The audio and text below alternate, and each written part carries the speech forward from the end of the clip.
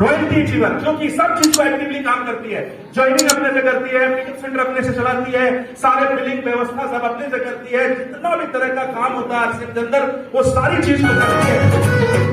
देखिए गाना अपने से बजना चालू हो, बात समझ आ रही है? मैं थोड़ी सी बताना चाहता हूं कि वो अब उसके बारे में सुनेंगे तो आपको लगेगा, और वो सब चीज अपने से करती है बिल्कुल। उसको जब मैंने पहली बार मीटिंग में बुलाया था, एक भी लड़की नहीं आई, सिर्फ वो आई थी और साइकिल में। और घर जाते वक्त हम अपने सोचा था अगर ये कुछ नहीं कर पाया तो सबसे बड़ा पाप लग जाएगा, क्योंकि इसको मैंने 3 बजे की मीटिंग में बुलाया था, घर जाते जाते 6 बज गया था शाम को।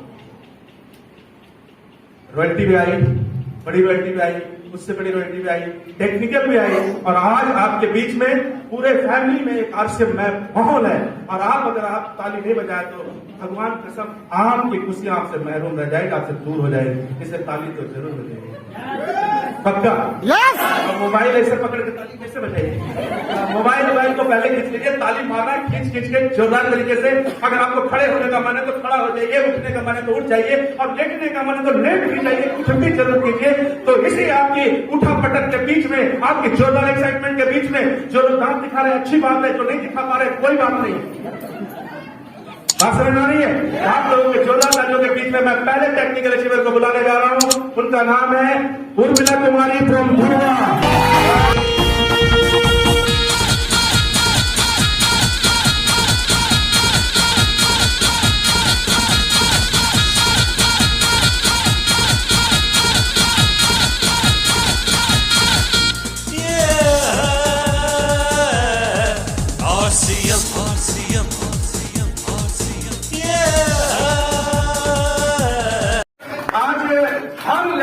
लड़कियां, हर लेवल पे महिलाएं अपने आप को साबित कर दी कि हर लेवल हम ले सकते हैं। और इसी के साथ साथ एक शख्स और भी है जिनके बारे में तारीफ की जाए तो जितनी भी तारीफ की जाए उतना कम है, क्योंकि कंपनी का न्यूट्रीचार्ज का टारगेट हो, गामा ओरिजिनल का टारगेट हो, जो भी टारगेट हो, हर टारगेट को उन्होंने अचीव किया है, हर टारगेट को। आज जितना एमराल्ड लेवल का इनकम होता है ना, उनका आता है रॉयल्टी लेवल पे इनकम। ऐसा चाहते हैं? यस। अब देखिए एकदम शांत रहेंगे ऐसा थोड़े मिलेगा। एमराल्ड लेवल पे लगभग 1.5 लाख आसपास के इनकम आते हैं ना, वो रॉयल्टी लेवल पे लेते हैं। उनके डिस्प्ले वॉल पे आज लगभग 6.5 लाख का स्टॉक रहता है। हम लोग 10,000 का स्टॉक रखने के लिए घबराते हैं, उनके डिस्प्ले वॉल में 6.5 लाख 7 लाख तक का स्टॉक रहता है। और वो कोई बहुत बड़े शहर से नहीं है, रांची से 40 किलोमीटर दूर बेरो बस्ती से आते हैं। बेरो से भी थोड़ा सा 2-4 किलोमीटर और आगे छोटे कस्बे से रहते हुए आज डिस्प्ले वॉल को 5 लाख तक के स्टॉक पर पहुंचाया, और अपने आप को आज टेक्निकल लेवल का मुकाम हासिल करके उन्होंने सारे बैरियर्स को तोड़ दिया। अब कोई ये ना कहे कि टेक्निकल होगा कि नहीं होगा, आरसीएम में बहुत दम है, हमारे में दम है कि नहीं, ये चेक करने की घड़ी आ चुकी है। तो आप लोगों की जोरदार तालियों के बीच में तालियां जोरदार बजनी चाहिए। मैं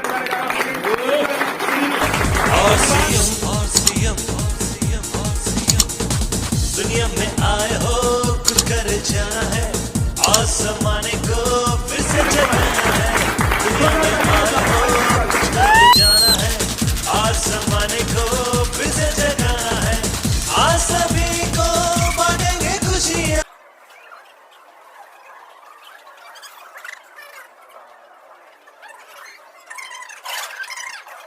ये सबसे बड़ा लेवल है, तमन्ना सबको होती है। यस। और आज इस बड़े लेवल को सम्मानित करने के लिए मैं आज के चीफ गेस्ट हैं जो कि इसको बहुत बेहतरीन रूप से करेंगे। मैं सर को आदरणीय राजराम सर को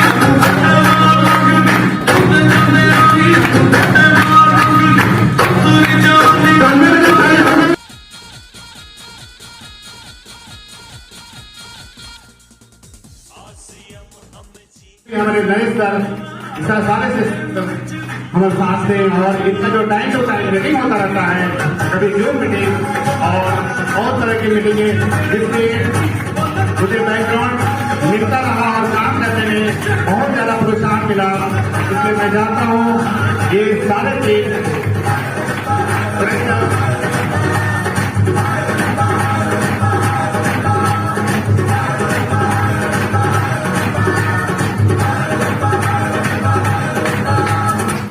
सर, इस सिस्टम में जब मैं स्टार्टिंग में आया, आने के बाद हमें नहीं लगता था कि मैं टिक पाऊंगा, लेकिन परवीन सर जिस तरह से जुझारू और दिग्गज लीडर हैं, इनके साथ इनके हाथ लगने के बाद कोई इंसान छूट जाए ये मुझे यकीन नहीं हो सकता। इन्होंने जबरदस्त तरीके से पल पल हर कदम में मेरा साथ दिया। जब भी हम डगमगाए, कभी कभी 5 महीना 6 महीना से सेमिनार मीटिंग छोड़ते चले गए, पता नहीं क्या होगा, इसी बकवास मीटिंग होता रहता है, लेकिन बोले सर आप मीटिंग अटेंड करते रहे और लगातार कंटिन्यू रहे और आप बिल्कुल ऊंचाई पे जाएंगे। और जब ड्यूटी चार्ज का बहुत सारा आइटम आरसीएम में आने लगा, मैं छोटा सा काम इंश्योरेंस करते हुए कुछ मेडिसिन का काम करता था, उस मेडिसिन में ड्यूटी चार्ज मैं पेमेंट से शुरुआत किया।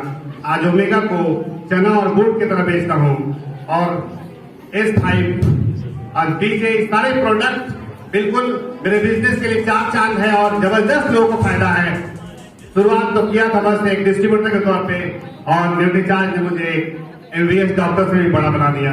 कम से कम 15 से 20 हजार का डेली का मेरा डिविजन स्टिलिंग है। तो परिंद सर को चाहता हूँ मेरे साथ आए और जितने लीडर्स हैं इनके लिए स्पेशल थैंक्स जिन्होंने मेरा साथ दिया और परिंद सर मुझे डगमगाने नहीं दिए। वेलकम सर, कई लोगों ने टाइम टू टाइम बहुत ज्यादा सपोर्ट किया और हमारे साथ उर्मिला मैम हैं, उनका भी बहुत सपोर्ट रहा है टाइम टू टाइम। हमारे डाउनलाइन में वो लगातार मीटिंग लेते रहिए, उनके लिए स्पेशल थैंक्स। इन्हीं सब बातों के साथ मैं अपनी वाणी को विराम देता हूँ और आज बहुत शुभ दिन है। क्या मेरा जो रॉयल्टी पीठ का जो अचीव हुआ सर और राजा राम सर हमारे बीच पे है, उस दिन से मैं शुरुआत कर रहा हूँ जब इनका मेरा दर्शन हुआ। इसलिए मेरा जो कदम है वो रुकेगा नहीं, हर साल कुछ ना कुछ एक बड़ा बड़ा अचीवमेंट होता जाएगा और बहुत ऊंचाई भी जाऊंगा, रुपया और डायमंड की चीज में अचीव करूंगा। जय आप। ये एक एग्जाम्पल है, इन्होंने करके दिखाया है शुरू से लेके आज तक। जिस समय एक महिला नहीं थी तब आज महिलाओं की संख्या ज्यादा हो गई है आज से निकल से। सही बात है कि नहीं? मैं उर्मिला के साथ 2-3 बार मीटिंग करने गया तो हम उल्टा हो गया। अभी हाल फिलहाल में कहीं गया था तो हम सिर्फ 2 ही जेंट्स थे, बाकी पूरी महिला थी। तो मैं बोला उल्टा हो गया, उर्मिला तुमने बदला लिया। उस समय बुलाया तो तुम अकेला आई थी, अकेले आई थी, आज मैं अकेला हो गया, महिलाओं की संख्या बढ़ गई। तो ये होता है, एक आदमी जब ठान लेता है तो बहुत कुछ कर सकता है। बात सही है? यस। आप भी ठानेंगे? कितने लोग ठानने के लिए तैयार हैं? पक्का? तो आप लोगों पे इसी जोरदार संकल्प के साथ मैं माइक्रोफोन देता हूं उर्मिला कुमारी को।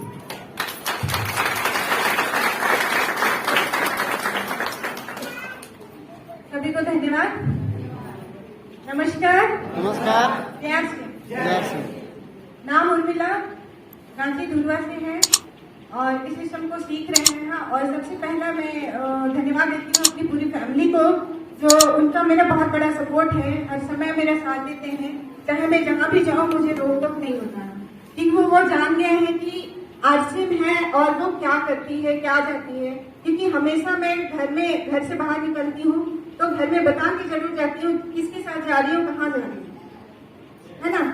क्योंकि एक समय मैं पढ़ी थी एक बुक में, चुनमुन की स्टोरी था, जो कि अपनी माँ से बिना पूछे अगर चल जाती थी तो एक बार क्या हुआ था कि उसके गले में मटर का दाना अटक गया था नहीं कटाने की वजह से, है ना। तो घर में फैमिली को बता के जरूर जाना चाहिए, क्योंकि कभी भी कोई प्रॉब्लम हो तो आपका सपोर्ट है। इसलिए पूरे परिवार को मैं धन्यवाद देती हूँ। और दूसरा सबसे बड़ा धन्यवाद दूंगी अपने क्लाइंट को, क्योंकि उन्होंने हर सिचुएशन में मेरा साथ दिया। Any kind of situation he always with me, because बहुत सारे ऐसे चैलेंज आए मेरे लाइफ में और अभी भी है, और हर चैलेंज को मैं बखूबी अपने आप में एक्सेप्ट करती हूँ और उसको फाइनल रिजल्ट में लाकर भी रखती हूँ।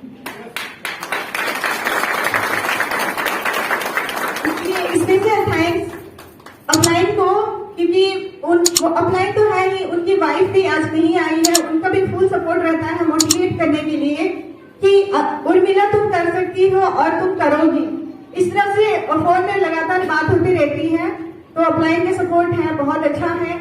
और मैं बहुत लकी हूँ कि मेरे साथ ऐसे अपलाइन है जो कि हर सिचुएशन को हैंडल करना सिखाते हैं और उससे आगे निकलना सिखाता है।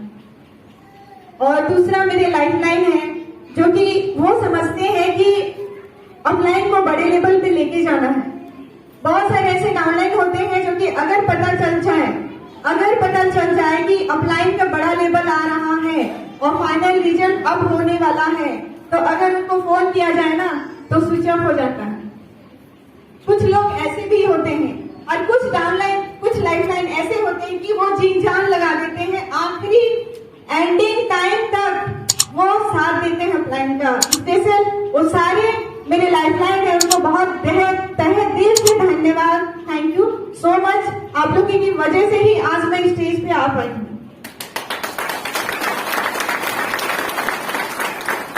और यहाँ पे मुझे पता है कि बहुत सारे लोगों को इनवाइट किया गया है कि आज किनका सेलिब्रेशन है और क्या सेलिब्रेशन।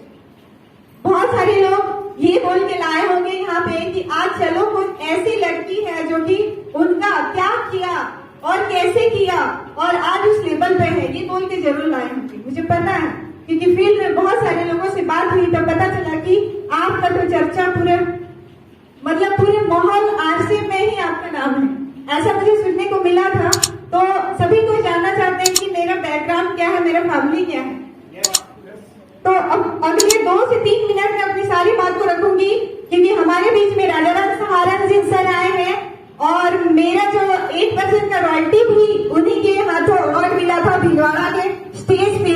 मैं बहुत लकी हूँ और टेक्निकल का भी जो ट्रॉफी मिला है उन्हीं के हाथों से। और अगला मेरा जो भी लक्ष्य है, मतलब ये मेरा लक्ष्य, ये जो सक्सेस का जो सीढ़ी है, ये मेरा पहला सीढ़ी है। कल रात को मेरी भाभी बोल रही थी कि तुम तो 12वें लेवल पे पहुंच गई हो, तो मैं बोली भाभी को कि नहीं भाभी, ये मेरा अभी पहला स्टेप है मेरे सक्सेस का, अभी तो स्टार्ट है, अभी मैं कामयाबी की सीढ़ी पे चढ़ना शुरू की हूँ, ये मेरा पहला सीढ़ी है। तो ये चीज है वह। तो मैं बेसिकली रांची में आई थी कुछ करने के लिए, पिछले कुछ सालों से रांची में हूँ और रांची में मेरा बचपन से ही बहुत सारा सपना था कि अगला कुछ भी करूँ तो एक अलग पहचान अपना बनाऊं। तो रांची में मेरा आना हुआ था। रांची मेरे लिए बिल्कुल अनजान शहर था और कोई जान पहचान नहीं था। मेरे जितने भी अपलाइन है मैं उनको बिल्कुल नहीं जानती थी। अब तो ऐसा है कि वो मेरे फैमिली से भी बढ़कर है।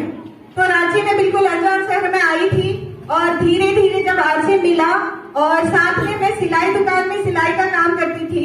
सिलाई का काम करते करते आरसी को करना शुरू की। उस टाइम भी मेरा बहुत सारा चैलेंज था क्योंकि रेंट में रहना और रेंट पूरा घर को संभालना सब मेरे ऊपर था क्योंकि घर पे इनकम करने के लिए कोई नहीं था। और जो भी मेरा घर चलता था सिलाई की दुकान के काम से चलता था और मेरा जो इनकम होता था सिलाई दुकान से मात्र 1000 से 1200 रुपया होता था। बहुत ज्यादा मेहनत करती थी। कोई फेस्टिवल आता था तब जाके 1500 रुपया लगभग होता था, वो भी दिन रात एक करने के बाद। इस तरह से मैंने आरसी को साथ में लेके चला और धीरे धीरे इनकम आने लगा। सिलाई दुकान में जब जाती थी, मीटिंग जाती थी तो सिलाई दुकान में भी डांटें मिलती थी क्योंकि उनका जो काम होता था वो रुक जाता था। कई बार वो निकाल देते थे दुकान से, कई बार कई सारी ऐसी बातें बोलते थे जिनको लगता था कि मेरे अंदर तो दिल ही नहीं है।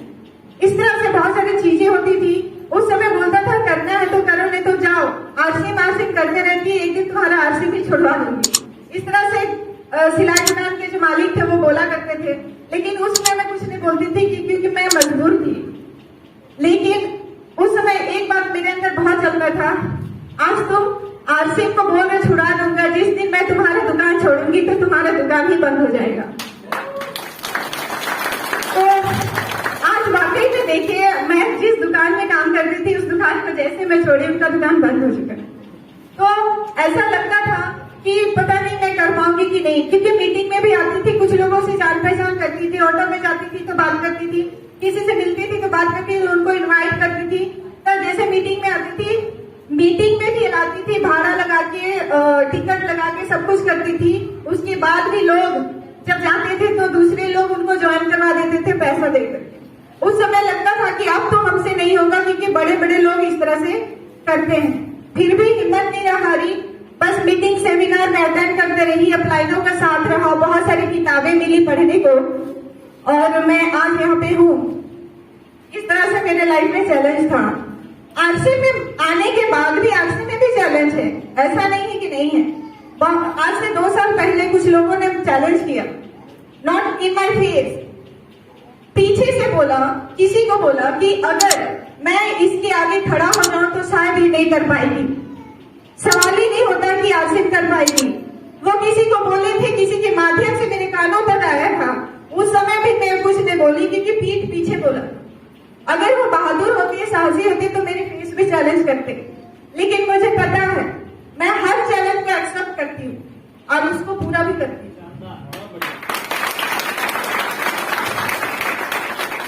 उस समय मैं सोची कि प्रॉब्लम तो हर किसी की लाइफ में है ना?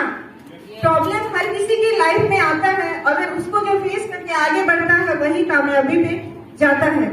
ये सोचा था अपने आप में और लगातार करते रहे।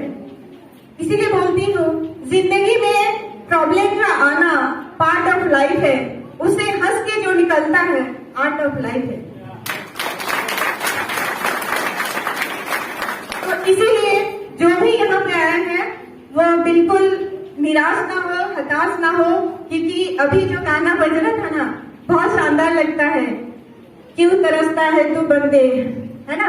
जल्दी ही बदलेगा मंजर, आज नहीं तो कल, है ना? बस लगे रहना है। बहुत मोटिवेट करता है ये गाना। अगर इस गाने के वर्ड को अगर सुनेंगे ना तो बहुत ही अंदर से लगता है कि yes we can do it. Thank you. तो इस तरह से है, और इसी के साथ मैं अपनी वाणी को समाप्त करती हूँ। और एक चीज और भूल जाती हूँ मैं हमेशा बोलने के लिए, कि बहुत कोई ये भी बोल के लाए होंगे कि 6ठी क्लास पढ़ी लिखी लड़की है, चलो आज देखना क्या कैसे किया। 6ठी क्लास पढ़ी लिखी, तो मैं बता दूं कि यस ये सच बात है, क्योंकि पढ़ाई करने का मौका नहीं मिला और मेरा बहुत मन था पढ़ने का। 6 क्लास भी बहुत मुश्किल से पास की, क्योंकि जिनके पास एक्चुअली क्या हुआ था कि मेरे फादर का डेथ हो गया था बहुत के टाइम से, और मेरी माँ जो है उस टाइम में घर का कुछ भी नहीं जानती थी। हम लोग जब फादर डेथ किए तो माँ बिल्कुल यूं कहिए कि एक तरह से डिप्रेशन में चली जाना उस टाइम से हो गया। तो हम लोग जितने भी भाई बहन थे सब इधर उधर हो गए थे, कोई किसी को ले गया, कोई किसी को ले गया, हमें भी कोई ले गया। तो वो बोले थे कि हाँ इसको पढ़ाएंगे लिखाएंगे सब कुछ करेंगे। जब खर्चा उठाने की बात आती है ना तो लोग पीछे कदम रख लेते हैं। तो वही हाल था जिसके पास थी, मतलब उनको सीज लाइफ मतलब एक मेड की तरह ट्रीट करती थी, है ना? तो एक छोटा सा बच्चा क्या करेगा, उसका मजबूर होता है कि कुछ नहीं कर सकता। लेकिन भी मैं पढ़ती रही सरकारी स्कूल में, और सरकारी स्कूल में पढ़ने के बाद भी मेरा जहाँ भी लगा था कि जहाँ भी जाऊंगी मैं पढ़ूंगी, लेकिन सिचुएशन ऐसा रहा कि पढ़ ही नहीं पाई। उसके बाद फिर आसिफ करते करते एक टीचर, कुछ टीचर लोग ज्वाइन करते गए। उन्होंने कहा कि तुम मैट्रिक का तैयारी करो, तुम कर सकती हो। तो मैं बोली 6 क्लास तक पढ़ी हूँ, कैसे करूंगी? वो टीचर बोली कि तुम चिंता मत करो, तुमको जो भी चाहिए होगा मैं सपोर्ट करूंगी। पता नहीं उस टीचर के अंदर क्या आया था, और बोली कि तुम मैट्रिक का तैयारी करो। तो मैं बोली चलो ठीक है, जब आप इतना फोर्स कर रहे हो तो मैं कर ही लेती। तो फिर प्राइवेट में 2011 में मैंने मैट्रिक का एग्जाम दिया प्राइवेट से, और मैं बिल्कुल पास भी हो गई 2nd डिवीजन से। फिर मैं सोची कि मैट्रिक का एग्जाम देने के बाद लोग कॉलेज में एडमिशन लेते हैं, तो मैं सोची कि चलो कॉलेज में एडमिशन लेंगे। तो फिर सडनली क्या हुआ कि आरसीएफ बंद हो गया। आरसीएफ बंद हो गया तो इनका बंद हो गया, तो फिर मेरे पढ़ाई का जो भूत सवार था वो फिर खत्म हो गया। तो इस तरह से मेरी पढ़ाई नहीं हो पाई। लेकिन आरसीएम में आने के बाद मुझे बहुत सारी ऐसी किताबें पढ़ने को मिली, बहुत सारी ऐसी स्टोरी मिली जो कि बोला जाता है कि कामयाब होने के लिए पढ़ने लिखने का जरूरत नहीं है, पढ़ते लिखते रहना चाहिए, है ना। कामयाबी लेने के लिए पढ़ना लिखना जरूरी नहीं है, पढ़ते लिखते रहना जरूरी है। तो ये मेरे लाइफ में होता रहा है और आज भी जो भी रहता है पूरी कोशिश करती हूँ। जितने भी सर मेरे बोलते हैं कि जो भी बुक है उसको, जो भी प्रोमोट करते हैं उसको मैं पढ़ती हूँ और डाउनलोड को भी रिकमेंड करती हूँ और पढ़ते हैं। ये सारी चीजें होती हैं और इसके साथ ही आज हम लोग साथ में काम कर रहे हैं सभी कोई। और मेरा ये टारगेट रहता है कि मेरे जितने भी डाउनलाइन हैं उनको जिस लेवल तक मैं आई हूँ वहां तक उनको पहुंचाऊं। यस। और जो भी अभी कुछ लोग जो स्टेज पे आए थे उनको जो बोली मैं वो की वो आज स्टेज पे है। और आगे भी अभी जो हमारा सेशन चल रहा है कुछ लोग हैं जो उसको एक्सेप्ट करेंगे। वो 6 महीने के अंदर, अभी 6 महीने के अंदर जो एकदम जो लेवल वो चाहते हैं वो मिल सकता है 6 महीने के अंदर। ऐसा हमारा जो सर है वो डिजाइन कर चुके हैं, हमारा काम स्टार्ट हो चुका है। तो इस तरह से है और चल रहा है। और मैं क्या कहूँ, लोग तो बहुत सारे कुछ बोलने को रहता है। आज हम लोग सर को भी सुनेंगे, उनसे भी आज जानकारी लेंगे, सीखेंगे। और लास्ट में मैं यही कहना चाहूंगी कि तू अपनी खूबियां देख, खामियां निकालने के लिए तो लोग है ना। देखना है सपने तो ऊंचा देख, नीचा दिखाने के लिए लोग है ना। कदम रखना है तो आगे रख, पीछे खींचने के लिए लोग है ना। तू अपने अंदर जुनून की चिंगारी भड़का, जलने के लिए लोग है ना। तू अलग अपनी पहचान बना, भीड़ में चलने के लिए लोग है ना। तू दुनिया को कुछ अलग करके दिखा, तालियां बजाने के लिए लोग है ना। धन्यवाद।